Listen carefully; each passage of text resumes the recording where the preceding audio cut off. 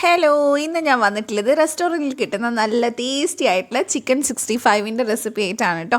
വളരെ ഈസി ആയിട്ട് കുറഞ്ഞ സ്റ്റെപ്പിൽ നമുക്ക് ചെയ്തെടുക്കാൻ പറ്റുന്നേ ഉള്ളൂ. അപ്പോൾ എന്തായാലും എല്ലാവരും ട്രൈ ചെയ്ത് നോക്കുക. ആദ്യമായിട്ട് ഈ ചാനൽ വന്നവരുണ്ടെങ്കിൽ ഒന്ന് സബ്സ്ക്രൈബ് ചെയ്ത് സപ്പോർട്ട് ചെയ്തേക്കണേ.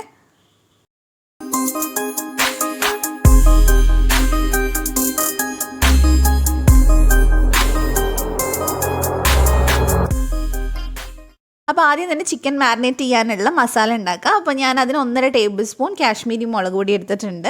പിന്നെ അതേപോലെ തന്നെ 1/2 ടേബിൾ സ്പൂൺ കുരുമുളക് പൊടി, 3/4 ടീസ്പൂൺ ചെറിയ ജീരകം പൊടിച്ചത്, 1/2 ടീസ്പൂൺ ഗരം മസാല എടുത്തിട്ടുണ്ട്. പിന്നെ ഇതിനകത്തോട്ട് തൈരാണ് കേട്ടോ നമ്മൾ ചേർത്ത് കൊടുക്കുന്നത്.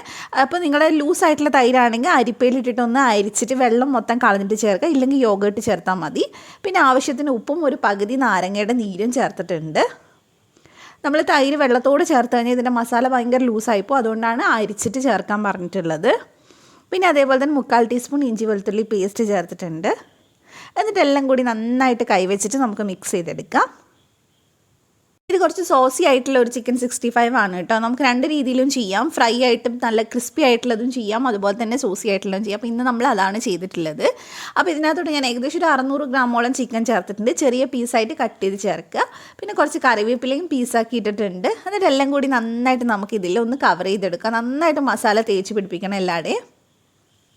അപ്പോൾ നല്ലപോലെ മസാലയൊക്കെ ഒന്ന് മിക്സ് ചെയ്തതിന് ശേഷം ഉപ്പൊന്ന് നോക്കിയിട്ട് വേണമെങ്കിൽ ചേർത്ത് കൊടുക്കാം. അപ്പോൾ ഇത് കുറഞ്ഞത് നമ്മൾ ഏകദേശം ഒരു 2 മണിക്കൂറെങ്കിലും ഒന്ന് മാരിനേറ്റ് ആവാൻ വേണ്ടി വെക്കുക. അങ്ങനെയാണെങ്കിൽ നന്നായിട്ട് മസാല ഉള്ളിലേക്കൊക്കെ പിടിച്ച് കിട്ടും. അപ്പോൾ 2 മണിക്കൂർ നമുക്കിത് മാറ്റി വെച്ചതിന് ശേഷം അടുത്ത സ്റ്റെപ്പ് ചെയ്യാം. അപ്പോൾ 2 മണിക്കൂർ കഴിഞ്ഞിട്ടുണ്ട്. ഇനി ഞാൻ ഇതിനകത്തോട്ട് മുട്ട അടിച്ചതാണ് കേട്ടോ ചേർത്ത് കൊടുക്കുന്നത്. ഒരു മുട്ട പകുതിയേ ഞാൻ ചേർക്കുന്നുള്ളൂ, കാരണം അത്യാവശ്യം വലുപ്പമുള്ള മുട്ടയാണ്, അപ്പോൾ പകുതി മതി. പിന്നെ ഇതിലേക്ക് 1.5 ടേബിൾ സ്പൂൺ അരിപ്പൊടിയും അതേപോലെ തന്നെ 2 ടേബിൾ സ്പൂൺ കോൺഫ്ലോറും ചേർത്ത് കൊടുക്കുന്നുണ്ട്. അപ്പോൾ ഇത് നമുക്ക് ആദ്യം ചേർത്തിട്ട് നന്നായിട്ടൊന്ന് മിക്സ് ചെയ്ത് നോക്കാം. എന്നിട്ട് ഭയങ്കര ലൂസായിട്ട് തോന്നുകയാണെങ്കിൽ മാത്രം വീണ്ടും കോൺഫ്ലോർ ചേർത്ത് കൊടുത്താൽ മതി. നമ്മളിത് ഫ്രൈ ചെയ്യുന്നതിൻ്റെ തൊട്ട് മുമ്പ് വേണം ഈ സ്റ്റെപ്പ് ചെയ്യാനായിട്ട്. എന്നാലേ നന്നായിട്ട് ചിക്കൻ നമുക്ക് ക്രിസ്പി ആയിട്ട് ഫ്രൈ ചെയ്തെടുക്കാൻ പറ്റുള്ളൂ, നന്നായിട്ട് കോട്ടായിട്ട് കിട്ടുള്ളൂ. അപ്പോൾ നല്ലപോലെ നമുക്ക് മിക്സ് ചെയ്തെടുക്കാം. അപ്പോൾ ഇപ്പോൾ ഇത്രയും കൂടി ഒന്ന് ലൂസായിട്ട് തോന്നുന്നുണ്ട്, മസാല കുറച്ചും കൂടി ഒന്ന് പിടിക്കാനുള്ള പോലെ തോന്നുന്നുണ്ട്. അപ്പോൾ ഞാനിതിലേക്ക് 1 ടേബിൾ സ്പൂണും കൂടെ കോൺഫ്ലവർ ചേർത്തിട്ട് ഒന്ന് മിക്സ് ചെയ്തെടുക്കുന്നുണ്ട്. ഒത്തിരി ടൈറ്റ് ആക്കേണ്ട ആവശ്യമൊന്നുമില്ല, മസാല നന്നായിട്ട് അതിലിങ്ങനെ പൊതിഞ്ഞിരിക്കുന്ന പരുവായിട്ട് കിട്ടിയാൽ മതി. അപ്പോൾ നന്നായിട്ട് നമുക്ക് മിക്സ് ചെയ്തെടുക്കാം. ഇനി നമ്മളിത് റെസ്റ്റ് ചെയ്യാൻ വെക്കേണ്ട ആവശ്യമില്ല, ഇപ്പം തന്നെ നമ്മൾ ഫ്രൈ ചെയ്തെടുക്കാൻ പോവാണ്. അപ്പോൾ ഞാനിവിടെ ഓയിൽ ചൂടാവാൻ എന്തായാലും വെച്ചിട്ടുണ്ട്. അത്യാവശ്യം ചൂടായിട്ട് വരുന്ന സമയത്ത് ഒരു മീഡിയം ടു ഹൈ ഫ്ലെയിമിൽ വേണം നമ്മളിത് ഇട്ട് കൊടുക്കാനായിട്ട്. അപ്പോൾ ഓരോ പീസായിട്ട് നമുക്ക് ഇട്ട് കൊടുക്കാം. നമ്മൾ ചിക്കൻ ഇനി കൂടുതലായിട്ട് വേറെ വേവിക്കുന്നില്ല, അപ്പോൾ ഫ്രൈ ചെയ്യുന്ന സമയത്ത് മൊത്തമായിട്ടും വെന്തിട്ടുണ്ടാവണം. അപ്പോൾ അത് നിർബന്ധമായിട്ടും ഫ്രൈ ചെയ്തെടുക്കുക. അപ്പോൾ ഞാൻ 2 ബാച്ചായിട്ടാണ് കേട്ടോ ഫ്രൈ ചെയ്തെടുക്കുന്നത്. അപ്പോൾ ആദ്യത്തെ ബാച്ച് ഞാൻ ഇട്ടിട്ടുണ്ട്. ഒരു സൈഡ് റെഡി ആവുന്ന സമയത്ത് നമുക്ക് തിരിച്ചിട്ട് കൊടുക്കാം. നമ്മൾ ഈ ചിക്കൻ ഇട്ടതിന് ശേഷം പിന്നെ ഫ്ലെയിം ഒന്ന് കുറച്ച് കൊടുക്കുക. ഒരു മീഡിയം ടു ലോ ഫ്ലെയിമിൽ വെച്ചിട്ട് വേണം നമ്മൾ ഫ്രൈ ചെയ്തെടുക്കാനായിട്ട്. അപ്പോൾ ഫുള്ളായിട്ട് ഞാൻ തിരിച്ചിട്ട് കൊടുത്തിട്ടുണ്ട്. ഇനി ഈ സൈഡും കൂടി നന്നായിട്ടൊന്ന് ഫ്രൈ ആവുന്ന സമയത്ത് നമുക്കിതെടുത്ത് മാറ്റാം.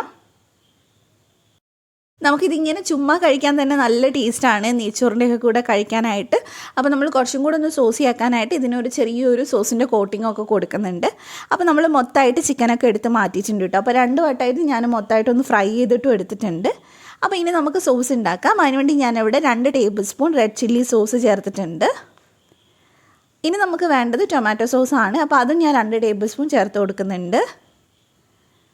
അപ്പോൾ ഫുള്ളായിട്ട് ചേർത്ത് കൊടുക്കുക. അപ്പോൾ ഇനി ഞാൻ ചേർത്ത് കൊടുക്കുന്നത് വെള്ളമാണ്. അപ്പോൾ ഒരു 1/4 കപ്പ് വെള്ളം ചേർത്ത് കൊടുക്കുന്നുണ്ട്. പിന്നെ ഞാൻ ഇതിലേക്ക് 2 നുള്ള് റെഡ് ഫുഡ് കളർ ചേർത്തിട്ടുണ്ട്. അപ്പോൾ അത് നിങ്ങൾ ചേർക്കണമെന്നില്ല, ഞാൻ ഒരു ഫോട്ടോയിൽ കളർ കിട്ടാൻ വേണ്ടി ചേർത്തതേ ഉള്ളൂ. പിന്നെ അതിൻ്റെ കൂടെ ഒരു പകുതി നാരങ്ങ നീരും കൂടെ ചേർത്തിട്ട് നന്നായിട്ട് മിക്സ് ചെയ്തെടുക്കുക. അപ്പോൾ ഞാൻ ഫുഡ് കളറും മാക്സിമം യൂസ് ചെയ്യേണ്ടതെന്ന് വെച്ചിട്ടാണ് ഇതിൽ കാണിക്കാത്തത് കേട്ടോ. അപ്പോൾ നിങ്ങൾക്ക് വേണമെങ്കിൽ മാത്രം ചേർത്ത് കൊടുക്കുക, നിർബന്ധമില്ല അത്. അപ്പോൾ നമ്മുടെ സോസ് റെഡി ആയിട്ടുണ്ട്. ഇനി നമുക്ക് ലാസ്റ്റ് സ്റ്റെപ്പ് ചെയ്യാം. അപ്പോൾ ഇനി ഒരു പാനിൽ ഞാൻ 3 ടീസ്പൂൺ ഓയിൽ ചേർക്കുന്നത്. നമ്മൾ ചിക്കൻ ഫ്രൈ ചെയ്തിട്ടുള്ള ഓയിൽ തന്നെ എടുത്തിട്ടുള്ളത്. ഇതിനകത്തോട്ട് ഞാനൊരു 5-8 വെളുത്തുള്ളി ചെറുതായിട്ട് കട്ട് ചെയ്തതും ചെറിയ കഷ്ണം ഇഞ്ചി കട്ട് ചെയ്തതും കൂടെ ചേർത്തിട്ടുണ്ട്. കുറച്ച് കറിവേപ്പില ചേർത്തിട്ടുണ്ട്. ഇനി നന്നായിട്ട് എണ്ണയിൽ നമുക്കിതൊന്ന് മൂപ്പിച്ചെടുക്കണം, കാരണം ആ ഒരു മണമൊക്കെ എണ്ണയിൽ നന്നായിട്ട് ഇറങ്ങാൻ വേണ്ടിയിട്ടാണ്.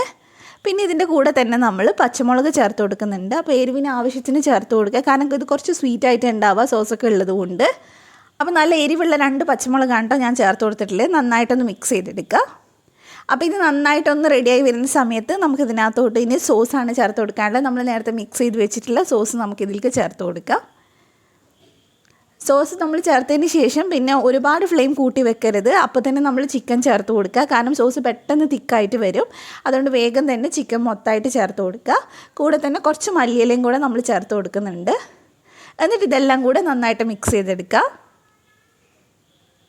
ഇനി നമുക്കൊരു മീഡിയം ഫ്ലെയിമിൽ വെച്ചിട്ട് ഈ സോസ് മൊത്തമായിട്ട് ഈ ചിക്കനിൽ കവർ ആവുന്നത് പോലെ ഒന്ന് ചെയ്തെടുക്കുക. പെട്ടെന്ന് തന്നെ റെഡി ആയിട്ട് കിട്ടും. സോസ് പെട്ടെന്ന് തിക്കാവുന്നതാണ്, ഒരുപാട് ടൈം എടുക്കില്ല. അപ്പോൾ ഇനി നമുക്കിതൊന്ന് ഡ്രൈ ആക്കി എടുത്താൽ മാത്രം മതി. നമ്മുടെ ചിക്കൻ 65ൻ്റെ ലാസ്റ്റ് സ്റ്റെപ്പാണ്. ഇനി ഒരുപാട് പണിയൊന്നുമില്ല. അപ്പോൾ ഇപ്പോൾ നന്നായിട്ട് ഡ്രൈ ആയിട്ടുണ്ട്. നമ്മുടെ ചിക്കൻ 65 ഇവിടെ റെഡി ആയിട്ടുണ്ട്. നല്ല ചൂടോടെ വേണം ഇത് കഴിക്കാനായിട്ട്. നല്ല ടേസ്റ്റി ആയിട്ടുള്ള റെസിപ്പിയാണ്. എന്തായാലും ട്രൈ ചെയ്യുക, എന്നിട്ട് ഫീഡ്ബാക്ക് പറയുക. അപ്പോൾ റെസിപ്പി ഇഷ്ടമായിട്ടുണ്ടെങ്കിൽ ചാനൽ സബ്സ്ക്രൈബ് ചെയ്യുക, തൊട്ടടുത്തുള്ള ബെല്ല് ക്ലിക്ക് ചെയ്തിട്ട് ഓളോടെ ക്ലിക്ക് ചെയ്യുക. എന്നാൽ മാത്രമേ ഞാൻ വീഡിയോസ് ഇടുമ്പോൾ നോട്ടിഫിക്കേഷൻ വരുള്ളൂ. അപ്പോൾ നമുക്ക് മറ്റൊരു നല്ല റെസിപ്പി ആയിട്ട് വീണ്ടും കാണാം ഇൻഷാ അല്ലാഹ്. Thank you for watching.